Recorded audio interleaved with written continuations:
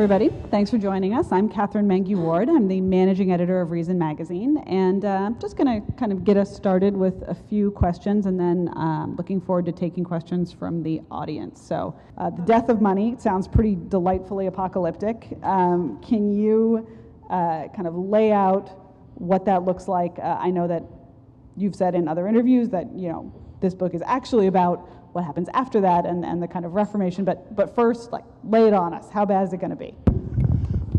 Well, thank you, Catherine, and I'd like to thank Garrett also for the introduction, and the Charles Koch Institute and Reason Magazine for hosting us tonight. So very happy to be here. It's a great event and a great group, and I always love any occasion to be back in Washington. So the bad news is that all of the blunders have already been made. We're just waiting for the catalyst. So the problems are kind of baked into the pie, and a metaphor I use a lot, but I want to make it clear when I talk metaphorically, it's not really a metaphor because the dynamics, the mathematics, and the complex interactions in various phenomena are the same. So I'll use the snowflake and the avalanche, which I talk about in my book. You know, you're on a mountainside and you're watching the snow build up, and it builds up and it's windswept and it's on an overhang and it's unstable, and anyone with any experience knows that this is an avalanche in the making. The snow's not going to stay here, it's going to fall down. So a snowflake comes along and it perturbs a few other snowflakes, and that starts a little momentum, and that creates a slide and then a larger chute, and then the whole thing comes loose and the avalanche comes down and it kills some skiers and buries the village below, and that's your disaster. Now, a couple things. Number one, who do you blame? Do you blame the snowflake, or do you blame the unstable snowpack? I would submit that the unstable snowpack is your problem, because if it wasn't one snowflake, it would be another, maybe one the day before, one the day after. It doesn't really matter. The snowflake doesn't matter. It's going to come. What matters is the fact that you have a very unstable system. And as applied to finance, because that's what we're here to talk about, we have exactly the same situation. The snowpack, if you will, is the complex interactions, what scientists call the density function of all the financial contracts and financial institutions in the system today. In 2008, there's not a person in the room who didn't hear about too big to fail ad nauseum, too big to fail, too big to fail. Well, today, in 2014, the 5 largest banks in the United States are bigger than they were in 2008. They own a larger percentage of the assets of the banking system. Their derivatives books are much bigger. So everything that was too big to fail in 2008 is bigger and more dangerous today. And you know, we all know that Dodd-Frank was supposed to eliminate too big to fail. It did not eliminate too big to fail. What it did, it institutionalized too big to fail. It really made too big to fail a manageable statutory policy, as opposed to something that, you know, you could possibly debate. And so that's the snowpack. So at this point, we're just waiting for the snowflake.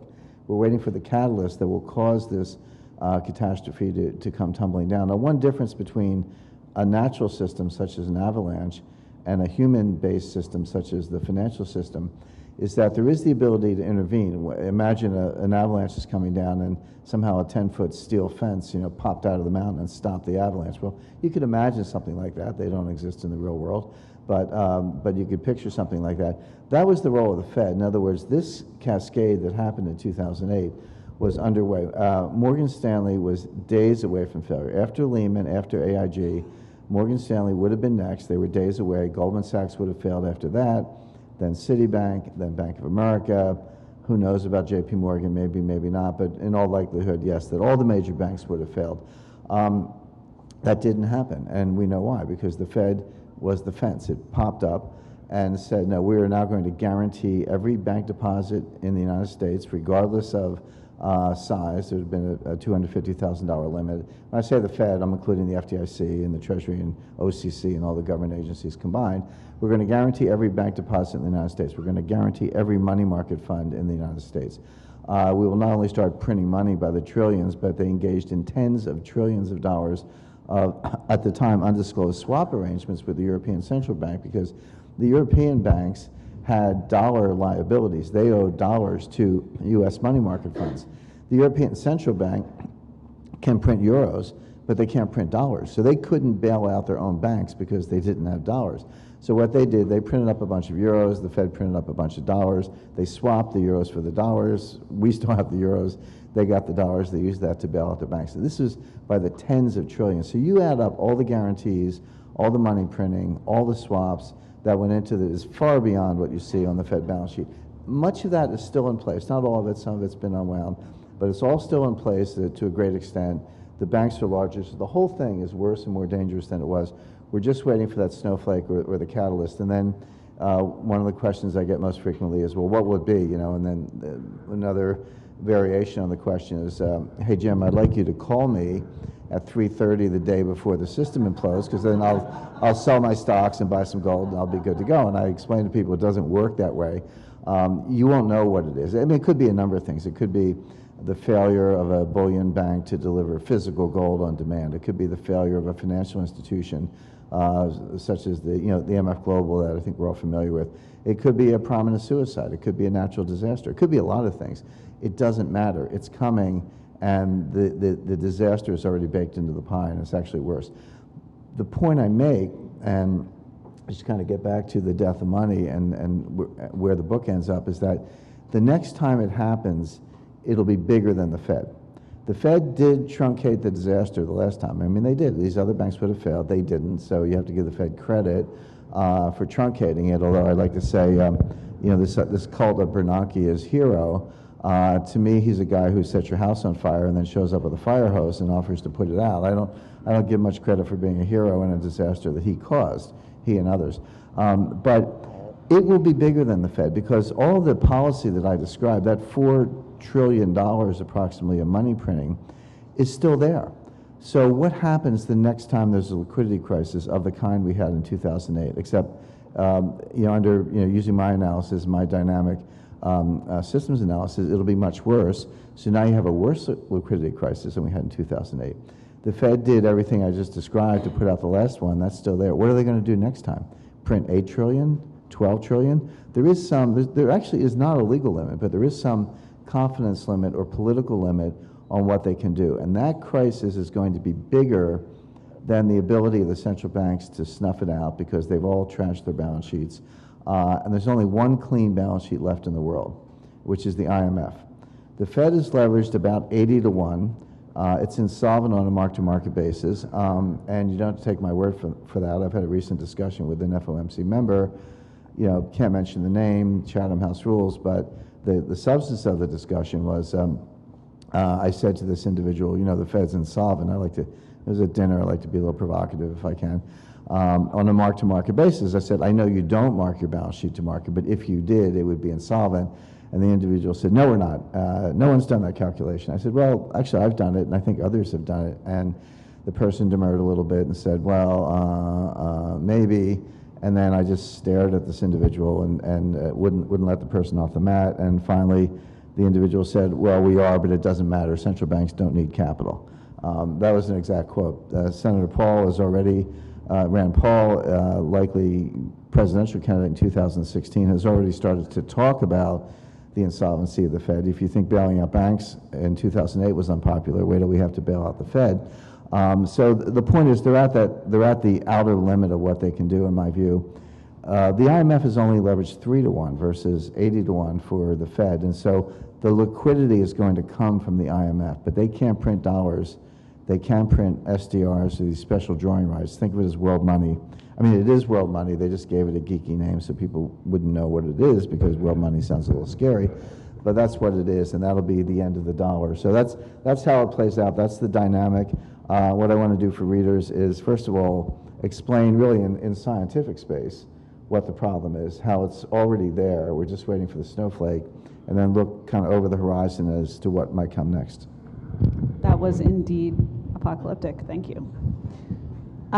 So you mentioned the IMF, and I think that's a point in the book that a lot of people have found kind of controversial or interesting, this idea that the reserve currency could kind of land there either after the crisis or maybe in some sense instead of the crisis. What's your take on that? Is that something that's sort of a suboptimal but non-terrible outcome, or is that sort of ultimately just setting us up for the crisis after this one? Well, it's the only outcome that the power elites can envision. And when I say power elites, you know, this is not some black helicopter conspiracy. I mean, they're real people. They're finance ministers, treasury secretary, central bankers, leading academics, policymakers. I mean, there's a real set of real people who run the international monetary system. And, you know, I know some number of them, and that's what I mean by the policy elites. I like to say the IMF is transparently non-transparent. And what I mean by that is they actually tell you everything they're doing. But the language is so arcane and so technical that you kind of have to work at the IMF to understand it. You know, Garrett in the introduction mentioned that I went to the School of Advanced International Studies right around the corner of Massachusetts Avenue. What he didn't say is that that school is intellectual boot camp for the IMF. When you graduate, you kind of three-job, you know, sort of something in the government, national security, maybe the banking system, or the IMF. Tim Geithner was one of our distinguished graduates. He had a nice brief career at the IMF. So I was sort of marinated in that early in my career and maintained my interest in it. But there are very few people outside the IMF who actually understand what they do. And the special drawing right is a good example. It's one of those names. It's a lot like the Federal Reserve in the following sense. Why is the Federal Reserve not called the Central Bank of the United States? I mean, it is the Central Bank of the United States. No one disputes that. Well, the answer is we had central banks twice before, and the American people hated it and got rid of them. And in 1913, the view of the elites was that, well, the American people really don't like central banks, so let's call it something else and see if we can slide it by, and they did, so they called it the Federal Reserve. The SDR is no different, special drawing right. It's world money, it's a fiat currency. It's not complicated. I've met PhD level economists who can't tell you what an SDR is. They haven't studied it, or it's just a little bit off the run. But it's pretty simple. The Fed can print dollars, the European Central Bank can print euros, the IMF can print SDRs. Are they backed by anything? No. Now, you'll hear some sort of so-called experts say, oh, you know, it's a basket of currencies, it's the dollar, the euro, the Swiss franc, and all that. It's not. There is a basket that is used for purposes of calculating the value of an SDR, the notional value of an SDR, for exchange purposes. So you say, well, how much is an SDR worth? I mean, the answer is it's worth about $1.55. It fluctuates daily. The IMF, I'm on their mailing list. They'll send you an email every day, tell you what the SDR is worth that day. It's about $1.55. But the so-called basket is just a bunch of currencies weighted, converted, and then added together to come up with a cross rate. But it's a numeraire. It's not backed by those currencies. It's not backed by anything. It's not meant to be. And so it's just fiat money. So the question, Catherine, really is, so if the dollar fails, and when I say fail, what does that mean? It means that there's a loss of confidence, a near instantaneous widespread loss of confidence in the dollar as a store of value. It doesn't mean dollars literally disappear. What it means is that if you have them, you want to get rid of them. You want to buy gold, you want to buy silver, land, fine art, or our friend Warren Buffett, who's out buying railroads, oil and gas. You know, Warren Buffett is a guy who's dumping paper money as fast as he can. One of his recent big acquisitions was the Burlington Northern Santa Fe Railroad. And you know, your conventional wisdom is, oh, Warren Buffett likes transportation stocks. Well, no, he bought the whole thing. What is a railroad? A railroad is nothing but hard assets. It's right-of-way, mining rights adjacent to the right-of-way, rail, rolling stock, yards, switches, signals, buildings. It's all hard assets. How does a railroad make money? It moves hard assets as freight, coal, you know, corn, wheat, steel, cattle, as the case may be. So a railroad is a hard asset that makes money moving hard assets. Warren Buffett's next big acquisition was oil and natural gas resources in Canada, and by the way, is kind of indifferent to the Keystone Pipeline, because if you put 100 tank cars together, you got a pipeline on wheels, and he'll move his own oil on his own railroad to his own you know, refineries down the line. So he's a guy who's dumping paper money as fast as he can, getting into hard assets. And you go back to the Weimar Republic hyperinflation in 1922-23. It's an episode people are generally familiar with. And we all know who the losers were. You know, if you were middle class, you had savings, you had retirement, you had insurance, you had annuities, you had any kind of nominal income, you were wiped out, you were destroyed. But it wasn't all losers. There were a lot of winners. Who were the winners? If you were multinational and you had foreign currency coming in to Germany, if you had a factory, the currency can go to zero. A factory is still a factory. It's a valuable asset. Some folks had gold, and the winners went out and bought up all the losers and consolidated industrial holdings in Germany, and then they decided that this guy Hitler might be a nice pawn for them. That didn't quite work out, but you take the point. So So I watch Buffett. When it comes to billionaires, don't do what they say, watch what they do. And Buffett's getting into hard assets as fast as he can. So we'll still have dollars, but in this new world of SDRs, the dollar will be no different than the Turkish lira or the Mexican peso. It'll be a local currency. It'll be walking around money. So if you go out to dinner later tonight, you use dollars, but it won't be used for the big things. What do I mean by the big things? The price of oil, settlement of balance of payments between countries, probably the financial statements of the 100 largest corporations. So in the future, when you get your IBM or General Electric annual report in the mail, or Volkswagen or Siemens or SAP, it'll all be denominated in SDRs, certified by Ernst & Young or whoever. And at that point, there'll be no turning back. The dollar will be just another local currency. So, by the way, in January 2011, the IMF published a paper. It's a 10-year plan to make the SDR the global reserve currency. They talk about what they need to do that. They need a bond market with diverse maturities. They need dealers, repos, futures, options, the plumbing, so to speak, of the financial system. It's all there on the website. You don't have to make it up. And then 2 weeks ago on Sunday, it was April 13th, if I'm not mistaken, but whatever that Sunday was, there was a dry run for Bretton Woods. There was the annual, not the annual, the semi-annual spring meeting of the IMF here in Washington. You had finance ministers, central bankers from around the world, and they do a little G20 on the side, and a little BRICS on the side. And they have an agenda that runs from Friday night, Saturday. Well, Sunday, they had an unscheduled meeting. They disclosed the existence of the meeting, and a few of the attendees, including the head of the Bank for International Settlements, that's the central banker's central bank, head of the Swiss National Bank, and other leading economists and figures. They didn't disclose who they were. I'll take a wild guess and guess that people like Barry Eichengreen and Mohammed Al-Arian were there. I'm not sure of that, but seems like a good guess. But this was, and they explicitly said in the press release, to discuss the future of the international monetary system. So this was a dry run for New Bretton Woods. This is all in the air. It's all out there. I'll be the first to admit it's very little understood, but it's coming your way. So we're now going to make you the dictator of all things, based on your performance here today and your books, whatever. What's the better system? What do we do instead? This sounds bleak, so fix it. Well, Catherine, your first question was, give me the apocalyptic scenario. Now I'll give you some good news. It's not too late to fix the system. It is a question of policy. We're not helpless. When I ended currency wars, I explicitly said, it's late, but it's not too late. There are a set of things we can do. The death of money ends on a slightly more pessimistic note, which kind of says it may be too late to save the system, but it's not too late to save yourself and your family and your personal net worth. But just to kind of walk that back a little bit, if you did want to try to save the system, as late as it is, there are very explicit things you can do. First of all, ban most derivatives, not all of them. I think the Chicago Exchange Traded Futures they've been around for 150 years. I think they're relatively safe and sound. But the over-the-counter, off-balance sheet swaps books, which are the biggest part of the problem, mainly because they're understood by professionals using methods that misapprehend the statistical properties of risk. They're understood by professionals as creating net exposure, which is not the right way to think about it. And it's not just a preference. It's, dynamically you would look at the gross exposure. When AIG failed, nobody was worried about the net exposure on their books. They were worried about the gross amount that AIG owed them.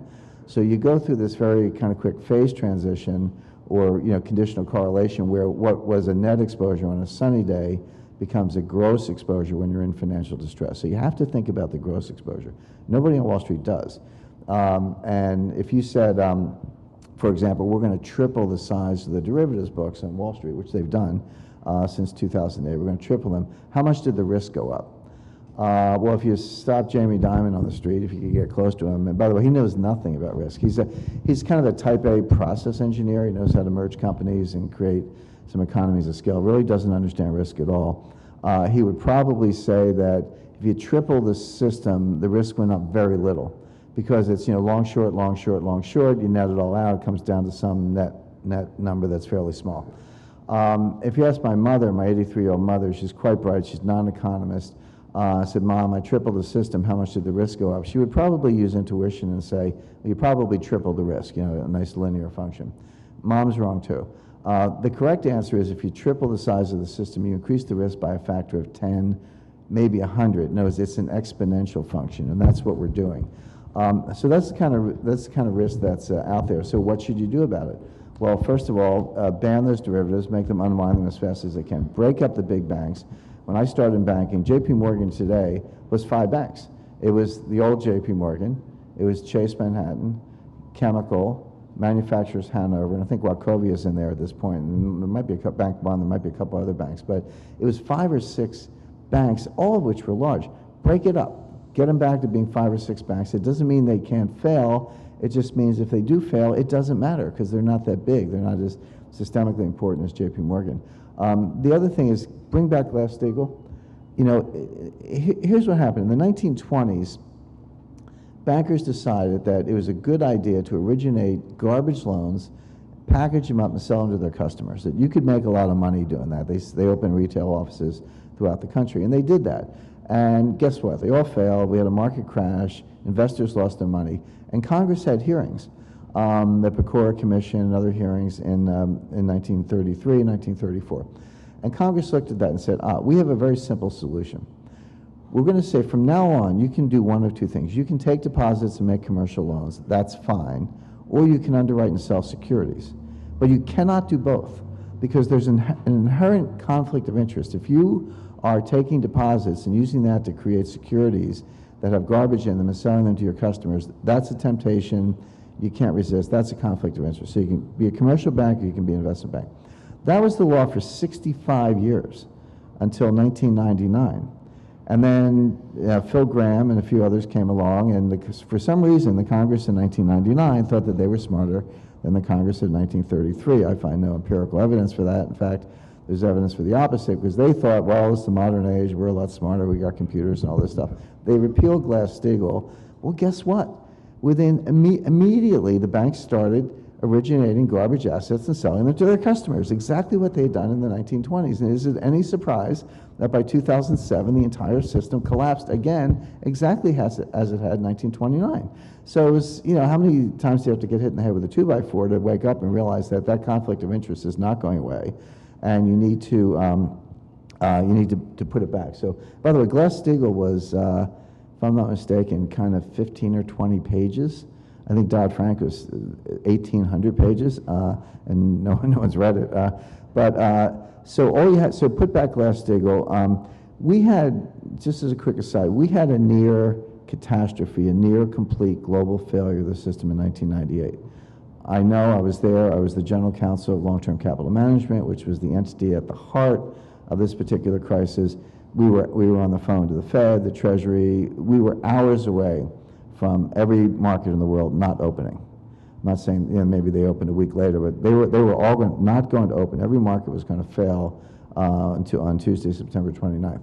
But Wall Street cobbled together $4 billion. We stuck it on the balance sheet, made an announcement, created confidence. The Fed cut the discount rate. They cut it again, intra-meeting, and somehow stability was restored. Now, if you looked at that, and I did look at it, I was there, you would draw a set of conclusions. You say, you know, we really ought to ban derivatives. We really ought not to let the banks get mixed up in this. And we really ought to reduce leverage. Those should have been your 3 takeaways from a near global collapse. Instead, what happened in the next 4 years? Policy did the opposite. They repealed Glass-Steagall, so they let the banks become hedge funds. They repealed swaps regulation in 2000 so that you could write swaps on anything. Basel II allowed the banks to increase leverage, and then finally the SEC did their part by repealing or amending Rule 15c3-1, which is the net capital requirement, so you could leverage 30 to 1 instead of 15 to 1. You know, an average bright grad student could have seen the crisis coming. In fact, you know, I did, others did, and some of them did, because it was a toxic mix, the exact opposite of what you would have recommended. So I would say, put the genie back in the bottle. Bring back Glass-Steagall, break up the big banks, ban derivatives, reduce leverage, and that way you'll still have, you know, morons and you'll still have failures, but they won't take down the world. All right, we're going to do a quick lightning round. Yes/no questions and a couple of sentences and answers, and then we'll take questions from the audience. First, yes/no question. Do you consider yourself a follower of the Austrian school? I'm a complexity theorist, and if Ludwig von Mises were alive today, he would be one too. That is a lightning round answer, my friend. You're involved with Singularity University. How does that dovetail with what you've just talked about today? You get the smartest people in the world all in one room. It's an amazing phenomena. It's it's sort of the brain people and the money people at like a mixer. So that's one way to describe it. But it really is impressive. Actually, that's one of the things that gives me confidence. I'm very pessimistic about a lot of things, but when you meet some of these new idea entrepreneur people, there's a little bit of encouragement there. You've said that an ideal portfolio should contain 10% fine art. Why? Fine art behaves the way gold would behave if central banks didn't manipulate it, which means it performs very well. Janet Yellen does not wake up in the morning and say, we really got to crush the art market today. So it's a good proxy for gold without the volatility. Student loans are the new subprime mortgages? Question mark. I take away the question mark. There's 1 trillion of them. By the way, as I discussed it in my book, not only are they the news. First of all, we're creating a generation of debt slaves.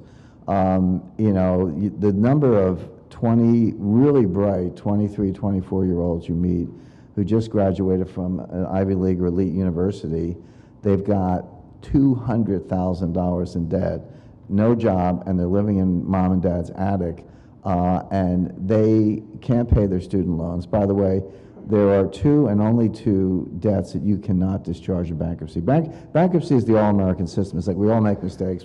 People borrow too much. Things don't work out as planned.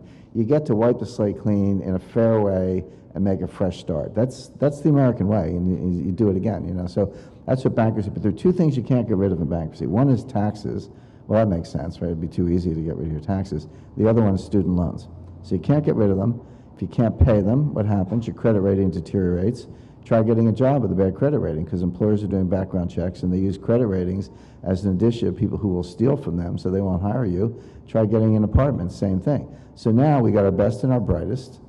They're debt slaves, can't get out from under, can't get a job, can't get an apartment. What a great system. Why are we doing this? Because this is a backdoor off-budget way for the Treasury to pump hundreds of billions of dollars, and it's upwards of $1 trillion now, into the system without congressional appropriation, and to students who have the highest propensity to spend of anyone I can think of. And where does the money go? It goes to union faculty and union administrators who raise the price. So this is a disgrace. As someone said, let's give the students, college is expensive, let's give them a loan. Well, all the colleges do is raise the price. So the students know further ahead, except they got 2 more zeros on the liability side of their balance sheet, and the unionized universities are taking all the money and the Treasury's pumping them out. So this is a backdoor stimulus program that's oh, by the way, you can get off on your student loans if you take a government-approved job. There are all kinds of, we'll cap your interest payments, we'll forgive it after 10 years, but please do what we tell you. Final question, can Bitcoin save us all? We'll see if Bitcoin can save itself. Here's my 2 least favorite topics are Bitcoin and Tesla, because the people who believe in them are impervious to any kind of, they take it to heart, and you can't hard to have a good debate. But on a serious note, I'm not anti-Bitcoin. I'm pro-technology. I've actually been dragged into enough of gold versus Bitcoin debates. I've had to study all the Bitcoin papers and the scientific papers, and actually know it fairly well. I'm all for it. It's cool, it's distributed, it's open source, it's robust, it's encrypted, it's useful, it's cheap, it's got a lot of things going for it. So by all means, if people want to transact in Bitcoins, that's fine. I don't own them. I don't recommend them to investors. A couple of reasons. Number one, Bitcoin has not been through a business cycle. It was invented in 2009. We've only been in a growth cycle since then. It's an anemic, weak, pitiful growth cycle, but it hasn't been a down market, hasn't been a technical recession. So we don't know how Bitcoin performs in that environment. And it's enormously volatile. I mean, the cross rate between the dollar and the euro, it's actively traded. It moves, fractions of a penny. They measure changes in the foreign exchange market to 4 decimal places of a dollar. So that's how, if it moves a couple in one day, that's volatile. Bitcoin, will go from 300 to 400 to 500 down to 175, back up to 600. it's, fasten your seatbelt, but it's a little too volatile for my taste. But I have nothing against it. I wouldn't ban it. I like cool technology. Unfortunately, we're out of time, so I think we better end there. Feel free to come up and mob Jim with your questions afterward, and thank you for joining us.